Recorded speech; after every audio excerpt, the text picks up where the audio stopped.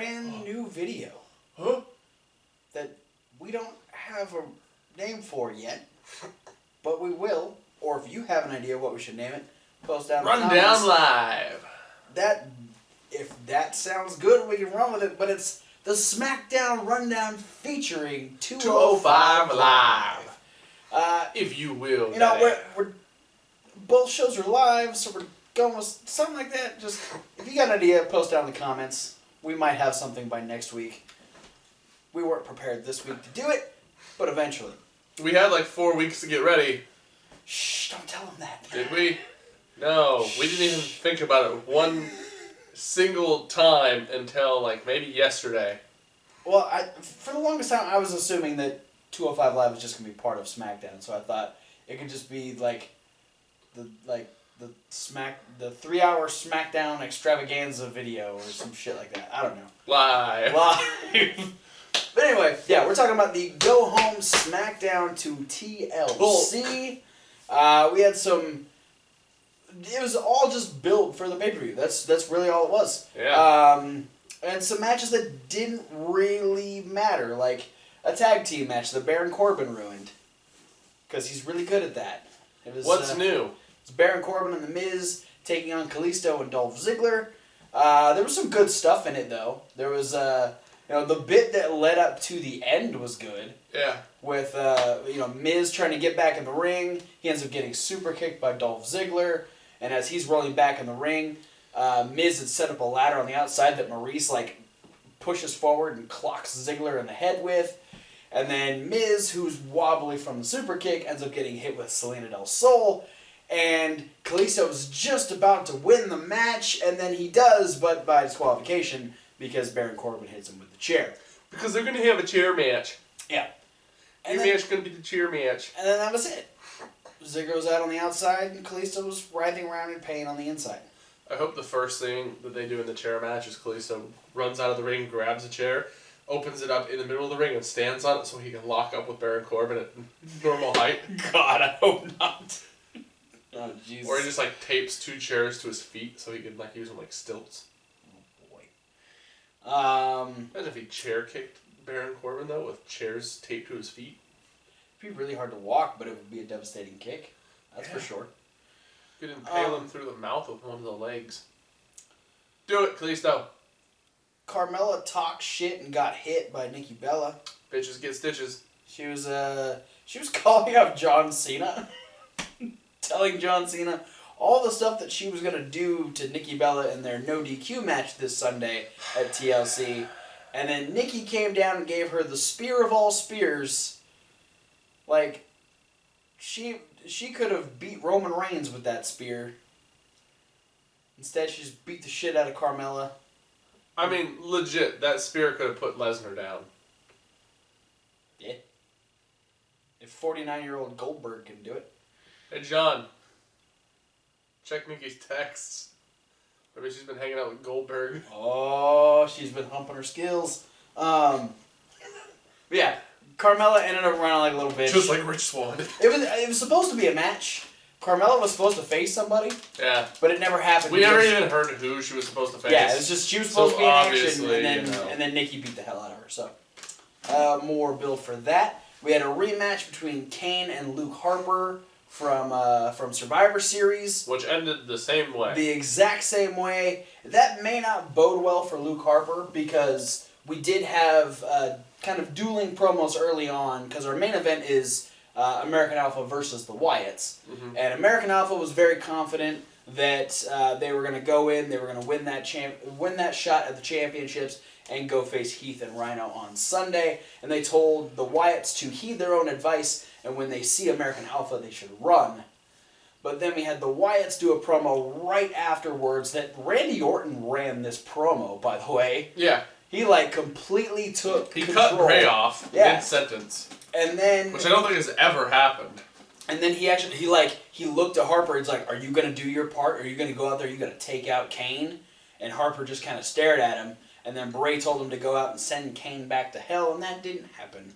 No. Instead, Kane won with a chokeslam, just like he did at Survivor Series. Yeah. Good job, Luke. Yeah. It's okay, he'll prove his worth later in the night. we actually opened the show. Rich Swann fell over. We haven't even got to your part, man. Chill out. We open up with the women's contract signing for Alexa Bliss versus Becky Lynch. We had some good banter back and forth between the ladies. Alexa Bliss starting it right off and kicking Renee Young out of the ring, saying that if they needed advice on bad fashion, that they'd call her. And ironically enough, when we see Renee Young later in the night, she's not wearing that jacket.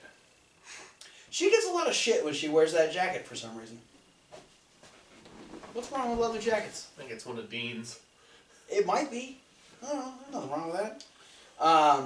But yeah, we had some good banter back and forth. That's one thing that these two are really good at. They're really good at like throwing verbal punches at each other. They have a lot of good jabs. Yeah, good quick comebacks to each other. And eventually, after they both sign the contract, Alexa's saying something, and Becky stops her and says, "Oh, hold on! Before you say anything else, answer me this." And then she punches Alexa in the face. Yeah. Really fucking hard. And they start thrashing around, and Alexa ends up getting one of the Bexploders. They end up fighting over into the corner. The crowd starts chanting "table." Becky's like, "You table. Got it." So she takes everything off of the table. Crowd's like, "Table, table," and she's like, "Oh, there's a table in here." So Becky moves the table over, goes to try and superplex Alexa Bliss through the table. Instead, Alexa Bliss rakes the eyes and shoves her down. She lands butt first through the table. Yeah, toothpick enema. Oh God. And we see Becky a little bit later, and Renee is asking her jacketless Renee. Yes. Renee is asking, you just got out of the trainer's office. Are you going to be able to compete this Sunday? And she goes, "I don't care if I have to wear an ice pack for the rest of the week. I'm going to defend this championship on Sunday. Doesn't matter what anybody says." And then Renee drops the bomb. "Well, Alexa's actually challenged you to a tables match," and she's like, "That's fine. She can have any type of match she wants, but I'm gonna do one thing on Sunday, and that's get that little bitch." And the crowd went, "Ooh." They did. Here's where I think Alexa's getting a little big for her britches. Yeah. Because it's not like Alexa knowingly put Becky Lynch through a table. It was like a circumstantial victory. Yeah, the fact that the table was Becky's idea. Yeah. Yeah. Alexa might be... Alexa's letting that coincidence get to her head. A little bit. Yeah, and kudos to the Smackdown ladies showing Raw the way it's supposed to be done, putting a woman through a table. Yeah. Because they can't get it done on Raw. Well, to their advantage, Becky is bigger than Sasha. That's fair. And she was coming off the top rope. That's fair. Sasha went through the commentator's table. She did. Which I think is harder to break than the other ones. Yeah. Alright. They've got their merits. You get a pass this time. So yeah. Then we the women's division in general is doing a good job this year. Yes. Yes, they are.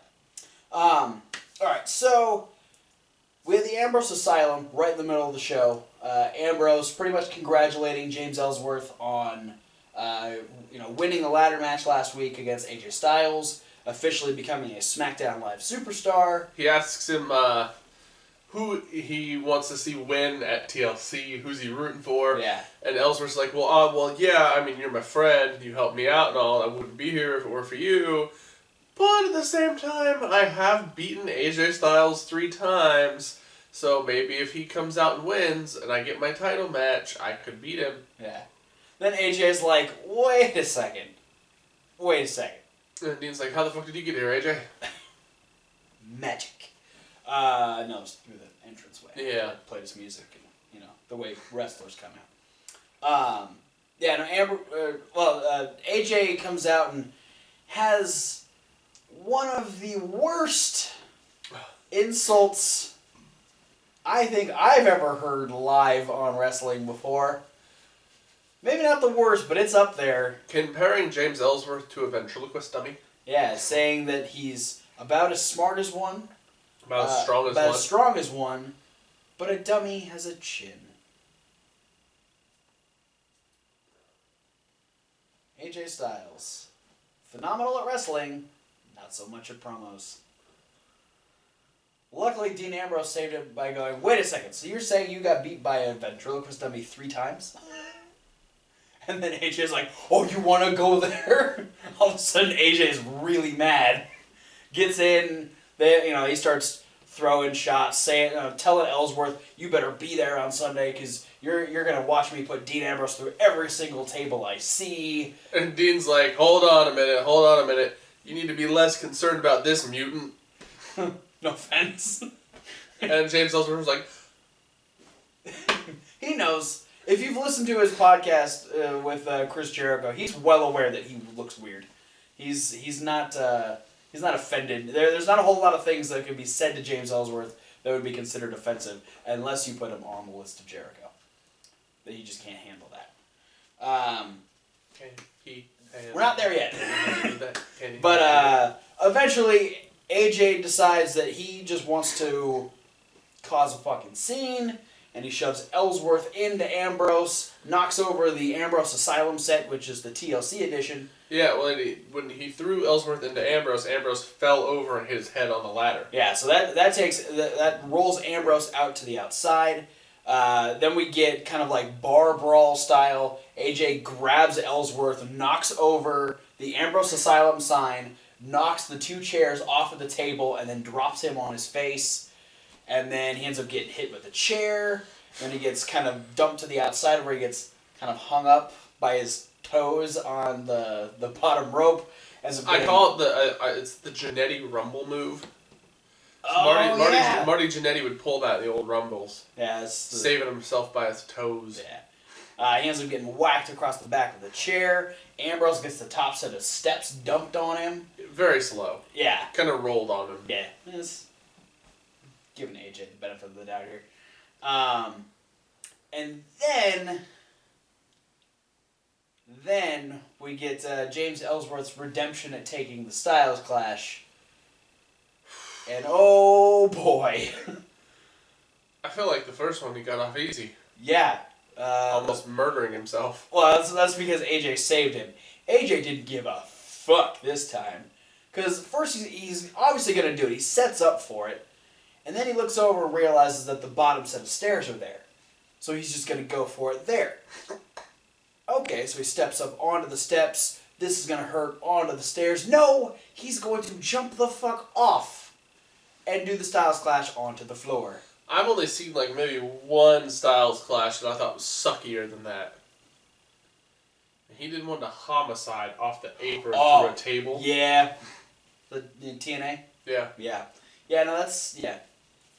I mean, it doesn't really look like a fun move to take, but I definitely don't want to have the Styles Clash situation, you're very exposed. Yeah, and I definitely don't want him jumping off a half a set of stairs onto the floor. While he's over. I don't know why I talk like that. Yeah.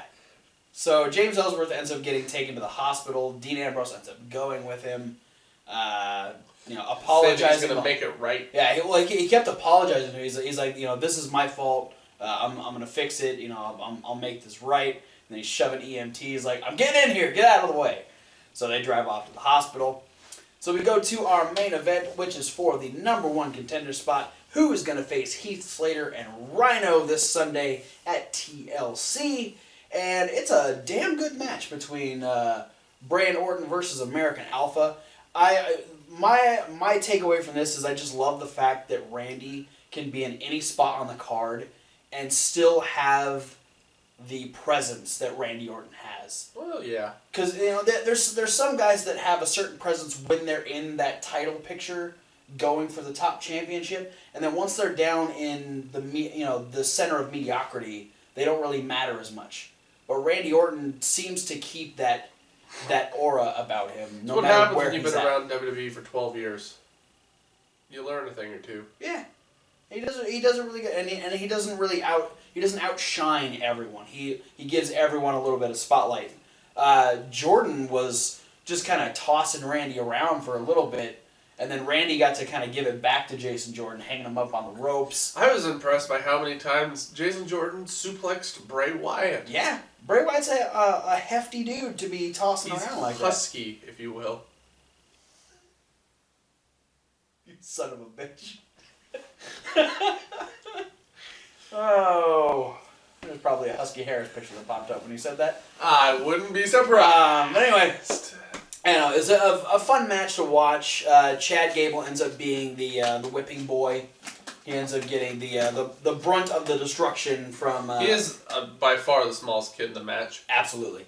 And so the getting roughed up kind of works for him being the smallest guy. Ends up getting the hot tag. We get the hot tag from Bray on one side and Jordan on the other, and then it's just Jordan going to town on both the Wyatts. And by the time he gets into that mode where he takes the straps down, then we have Luke Harper appear at ringside. Same way he did at Survivor Series. Same way he did at Survivor Series. So this was a repeat of Survivor Series for Luke Harper. Yeah, it was Luke Harper's Survivor Series greatest hits. We get a moment where it seems like Jordan's gonna get the Sister Abigail. Chad ends up drop kicking him. They try to go for Grand Amplitude. Randy comes out of nowhere with an RKO, and Gable fucking RVD that shit. Yeah, Gable goes down, and so then Jordan lets go of Bray, does a shoulder thrust into Randy on one side, tries to do it to Bray, ends up meeting the post. Because Harper pulls Wyatt out of the corner. He backs up, ends up getting hit with the Sister Abigail, and the Wyatts are heading to TLC to face Heath Slater and Rhino for the Tag Team Championships. And we cut to the back where previously we've seen Heath Slater and Rhino are watching the match. Obviously. In what seems like it would have been the general manager's office, but... It was also a catering area. There were no authority figures on the show. Yeah, no, Daniel Bryan and Shane did not make one appearance on the entire show.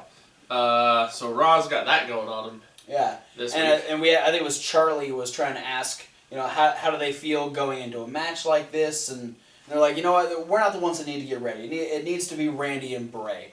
And before they can get too much further, they're interrupted by AJ Styles. He's is a douchebag today. Yeah, he's like, you guys don't really matter. I have the championship that matters. Did you see what I did to Ellsworth earlier? And then Rhino steps up to AJ. Oh yeah, no. And I'm like, bro, Rhino ain't putting up a shit. I've been waiting for this Elevation X rematch. One of the worst thought out matches in TNA history. But let's do it again. Let's put Rhino on a fucking 15-foot scaffold. Why not? But before Rhino can do anything, Dean Ambrose has made his way back to the arena and proceeds to beat the holy hell out of AJ Styles over every piece of furniture that he can find in this room. Yep. Which were couches and tables. Yeah. It's well furnished. Yes. And that's how we go off the air for SmackDown while they're setting up the ring for 205 Live. Which we come on and we see our brand new commentary team. Oh my God. Of Corey Graves, Mauro Ranallo, and the greatest man who ever lived, Austin Aries. I was already excited that it was Corey Graves and Mauro Ranallo, and then you add in Austin Aries, and I was like, okay, I get it. So Austin Aries can't wrestle. They need him to do something. This is a good spot to have him in. And he even says, this is what I'm going to do until I can actually get back in that ring and take the Cruiserweight Championship. Yeah, so he's already taking claim for it. Is looking like he's going to be on the roster for 205 Live come sometime next year. I'm digging it. Yeah. But yeah, so he adds a whole new element to the show where we open up with a tag team match with the Bollywood. We open up with all the guys on the ramp. Yeah, we got introduced. Just we got introduced to the 16 initial guys that are going to be. The announcer just gives them all their own entrances. Yeah.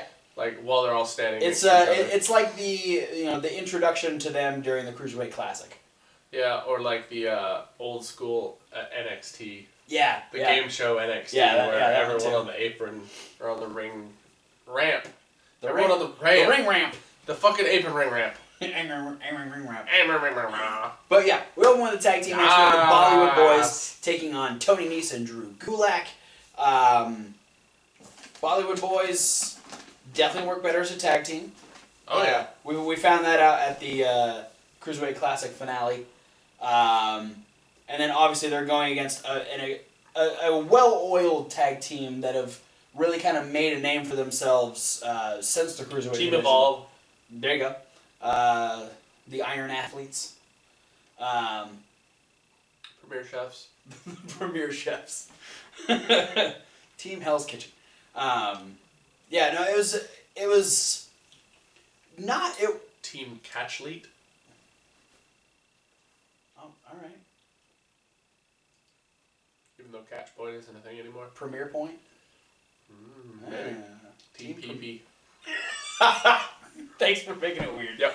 Yeah, no, it definitely didn't get the crowd as excited as I'm sure the people wanted.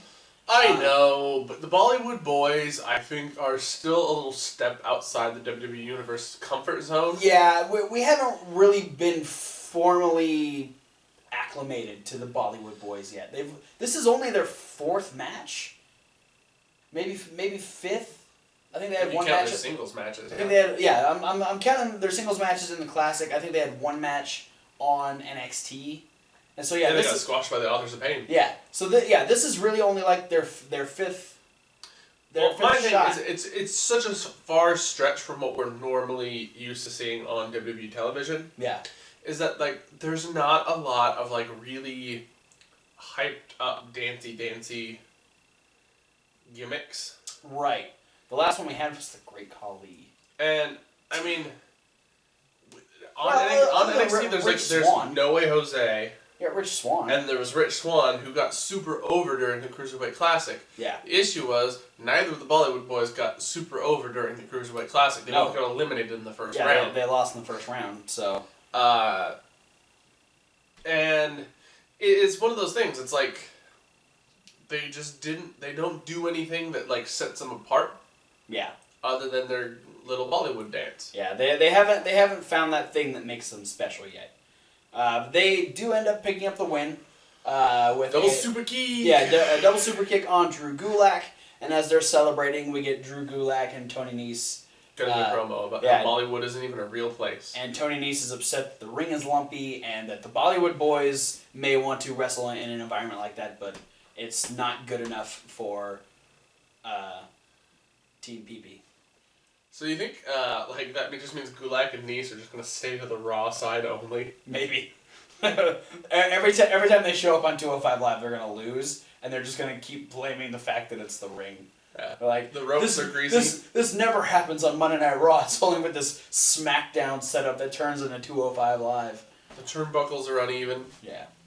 The ropes are upside down. We had Brian Kendrick cutting a promo before his title match. Tom Phillips asking him a couple questions, and then brings up the fact that there's another person other than Rich Swann who's looking to take the title, and that's T.J. Perkins, who reminds Brian Kendrick that he does indeed have a rematch. Yeah, and T.J. Perkins like, I want to fight you for the belt, so good luck, brah. Yeah.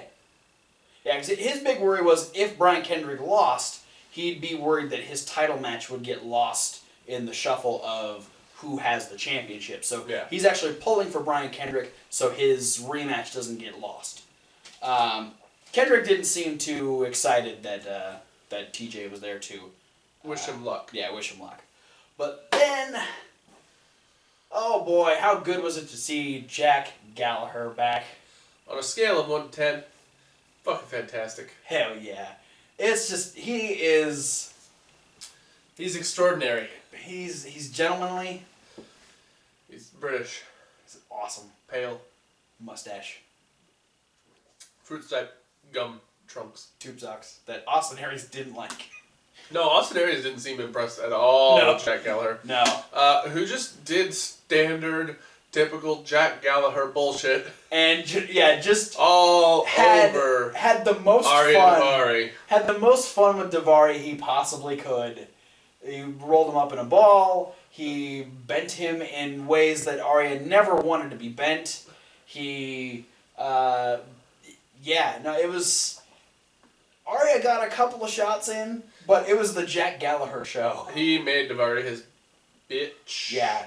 Especially when female dog. The end of this match, we get that big forearm from Davari, which is immediately returned with a giant headbutt from Gallagher, sends them both to the opposite headbutt corners. fucking pops the crowd Yeah. hard. And then Gallagher follows that up with his running, flying drop kick to the face, which ultimately puts Davari down.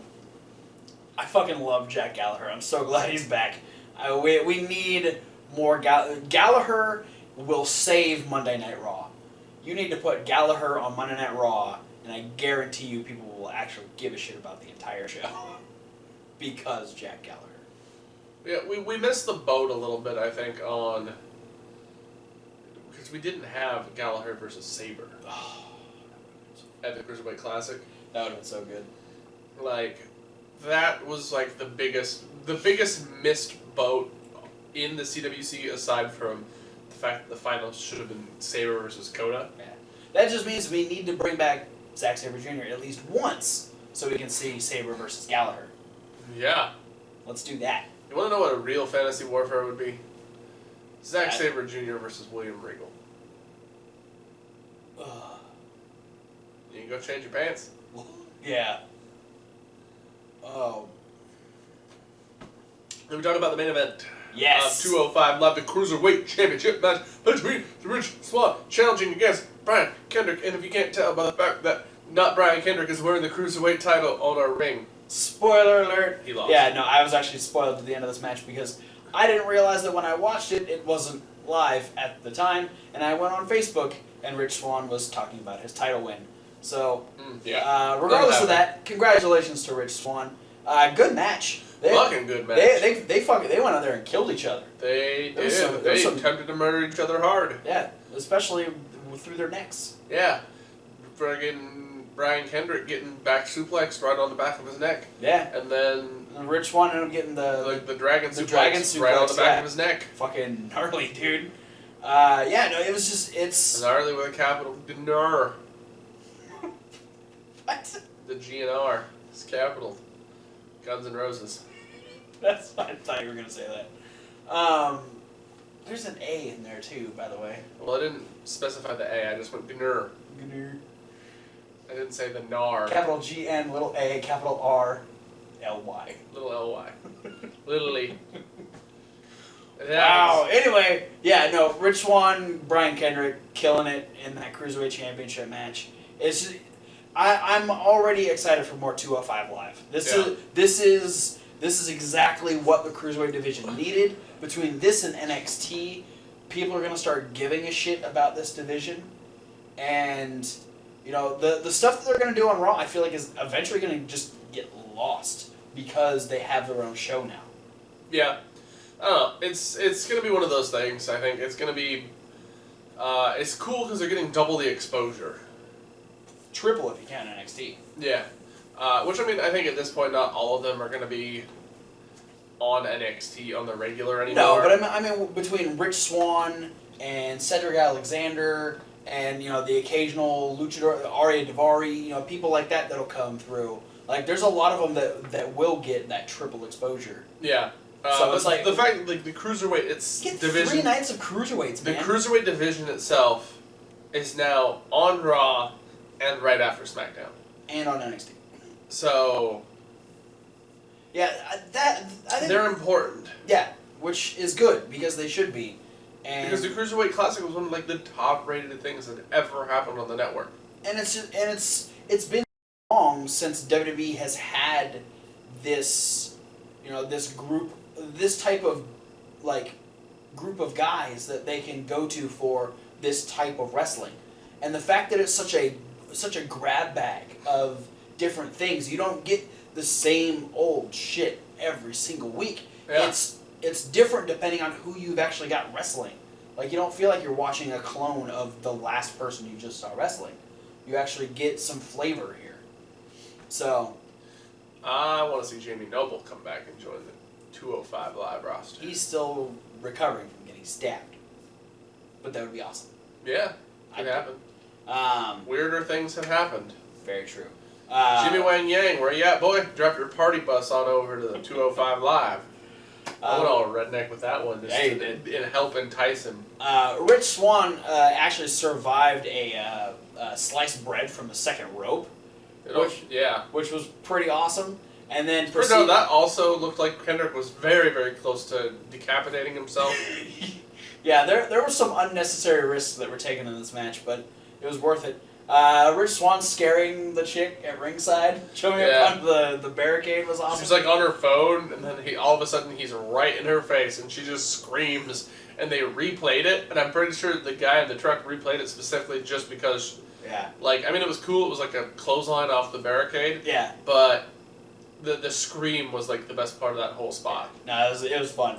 But yeah, so after actually getting out of or kicking out of the sliced bread, Rich Swann ends up hitting 3 rich kicks in a row onto Brian Kendrick, pinning him and becoming the 3rd Cruiserweight champion.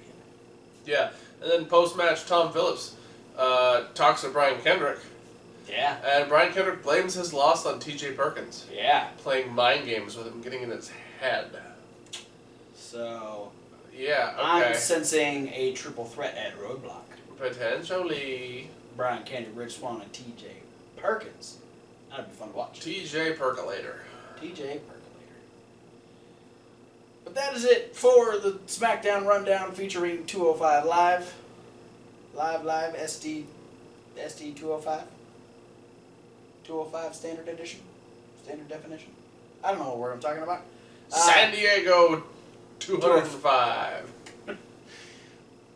Anyway, yeah, if you've got an idea for what we should name this particular video, 2 dudes sitting on a couch talking about 2 shows that happened at the same time. That's just too much. Oh, I can't handle that. Can you handle this? Can you handle this? Can you handle this? We are so white. Yeah, if you've got an idea, post down in the comments what you think we should name the show. Oh, fuck, I am white. And you're a ginger. Otherwise, we'll be hopefully coming up with something throughout the course of this week, and maybe we'll have a name next week. But we'd appreciate your suggestions since you are the ones watching this video. But for now, thanks for watching. Don't forget to like and comment and subscribe. Thanks. Click all the links down in the description to send to all of our social medias.